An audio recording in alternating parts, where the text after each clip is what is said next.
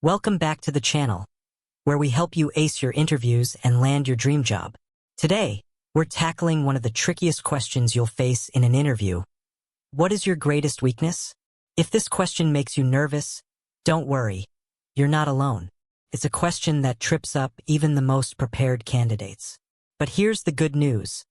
With the right strategy, you can turn this question into an opportunity to shine. So why do interviewers ask this? It's not because they want to catch you off guard or make you feel bad. They're looking for three key things: self-awareness, honesty, and a growth mindset. They want to see if you can reflect on yourself, admit you're not perfect, and show that you're actively working to improve. The key is to strike a balance. Be authentic without raising any red flags about your ability to do the job. In this video, we're going to break down a foolproof strategy to answer this question confidently, step by step. We'll cover how to pick the right weakness, structure your answer, and avoid common mistakes. Plus, we'll share some tailored example answers for different roles and wrap up with pro tips to make sure you leave a great impression. By the end of this video, you'll feel ready to handle this question like a pro. So, let's dive in and learn how to turn your weakness into a strength in the eyes of your interviewer. General strategy for answering the question. All right, let's get into the meat of how to approach this question. The first rule is to be honest but strategic. You don't want to pick a fake weakness like, "I'm a perfectionist," unless you can back it up with a genuine story. Interviewers can spot inauthenticity a mile away, and it makes you seem like you're dodging the question. Instead, choose a real weakness that's not a deal breaker for the job. For example, if you're applying for a software engineering role, don't say your weakness is writing clean code. That's a core skill. Instead, pick something peripheral like public speaking or time management that you can show you're improving. Next, show self-awareness. The interviewer wants to know that you've thought about your areas for growth. Explain how you identified this weakness. Maybe it came up in a performance review, or you noticed it while working on a project. This shows you're reflective and proactive. Finally, and this is critical, emphasize growth. You need to demonstrate that you're not just aware of your weakness but actively working to improve it. Talk about the steps you've taken. Maybe you've taken a course, sought feedback, or developed new habits. This shows a growth mindset which employers love. Here's a quick framework to keep in mind. 1. State the weakness clearly. Don't beat around the bush. 2. Provide context. Briefly explain how this weakness has shown up in your work. 3. Highlight what you've done to improve. Mention specific actions like training, tools, or mentorship. 4. Show progress and optimism. Make it clear you're making strides and committed to growth. By following this structure, you'll come across as honest, self-aware, and dedicated to personal development. Let's break down each part of this framework next.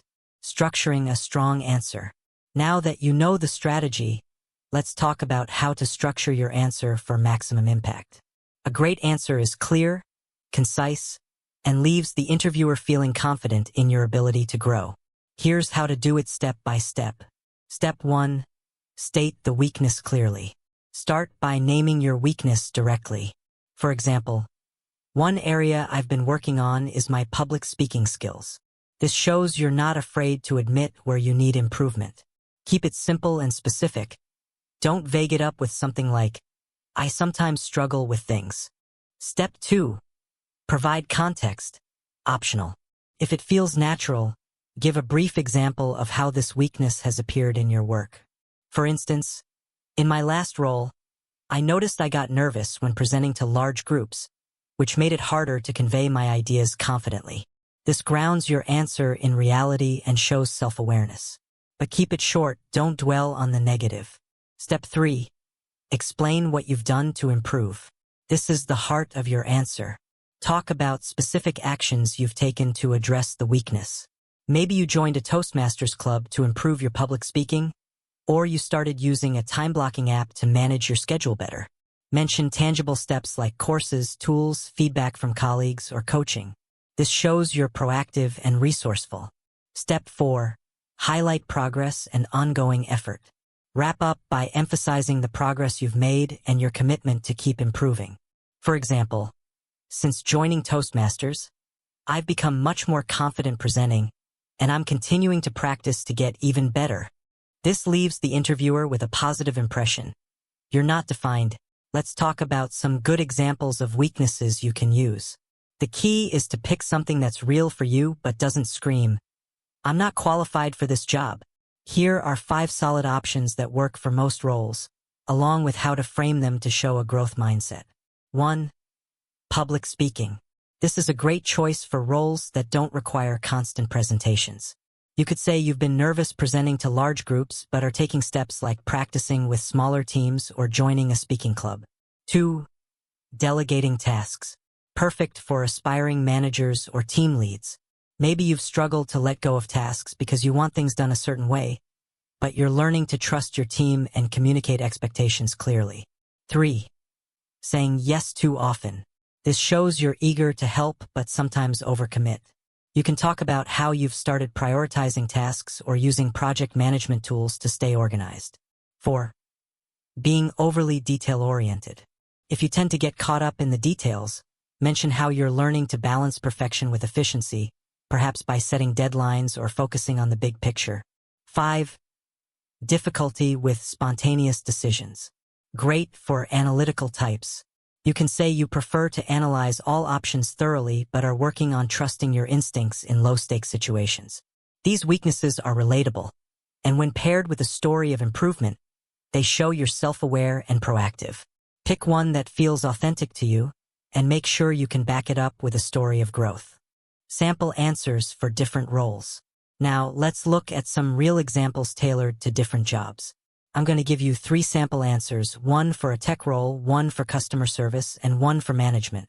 These follow the structure we talked about and show how to customize your answer for the role you're applying for. Sample answer 1, tech role, software developer. One area I've been working on is my ability to delegate tasks effectively. In my last project, I was leading a small team to develop a new feature, and I noticed I tended to take on too much myself because I wanted to ensure everything was perfect. I realized this wasn't sustainable and could slow down the team. To improve, I started using project management tools like Jira to assign tasks clearly and set regular check-ins to stay aligned without micromanaging. I also took a leadership workshop to learn how to trust my team's expertise.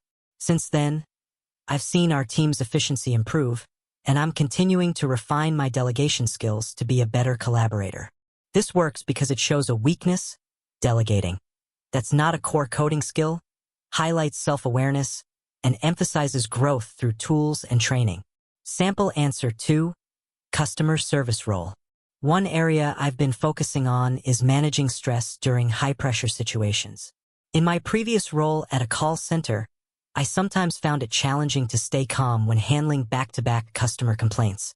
I recognized this could affect my tone with customers, so I started practicing mindfulness techniques like deep breathing during breaks. I also took an online course on emotional intelligence to better understand how to manage my reactions. These strategies have helped me stay composed and empathetic, even during busy shifts, and I'm continuing to build on this to ensure every customer has a positive experience. This answer is great for customer service because it addresses a relatable challenge, shows proactive steps, and ties back to improving customer interactions. Sample answer 3, management role. One area I've been working on is public speaking. In my last role as a team lead, I noticed I wasn't as confident as I wanted to be when presenting to senior leadership or large groups. I knew this was important for inspiring my team and communicating our vision. To address this, I joined a local Toastmasters club, where I've been practicing presentations and getting feedback. I also started recording myself to refine my delivery. I've already seen a big improvement in my confidence and clarity, and I'm committed to continuing this growth to become a more effective leader. This is strong for a management role because public speaking is a common challenge, and the steps taken, Toastmasters, self-recording, show dedication to improvement. These examples show how to tailor your answer to the role while following the same structure. State the weakness, give context, show improvement, and highlight progress. Tips and common pitfalls. Before we wrap up, let's go over some quick tips and common pitfalls to avoid when answering this question. Do's. Be honest. Pick a real weakness you've worked on. Authenticity builds trust. Be concise. Keep your answer to 1 to 2 minutes. Don't ramble or over-explain. Show progress. Always end on a positive note with evidence of improvement. Tailor it. Make sure your weakness and story align with the role you're applying for. Don't say, "I have no weaknesses." This comes off as arrogant or unreflective. Don't pick a deal breaker. Avoid weaknesses that are core to the job, like, "I'm bad at math," for an accounting role. Don't dwell on the negative. Spend more time talking about your improvement than the weakness itself. Don't use cliches without backup. If you say perfectionism, have a real story to prove it. By keeping these in mind, you'll avoid the traps that make candidates look unprepared or unqualified. Practice your answer a few times so it feels natural, and you'll be ready to impress. And there you have it, a complete guide to answering, "What is your greatest weakness?" Like a pro. To recap, be honest but strategic, pick a weakness that's not a deal breaker, and use the 4-step structure. State the weakness, give context, show what you've done to improve, and highlight your progress. Tailor your answer to the role, and always end on a positive note to show your growth mindset. If you found this video helpful, give it a thumbs up and subscribe for more career tips to help you land your dream job. Drop a comment below with your go-to weakness answer or any other interview questions you want us to cover next. And don't forget to hit that bell icon so you never miss a video. Thanks for watching, and go crush that interview. I'll see you in the next one.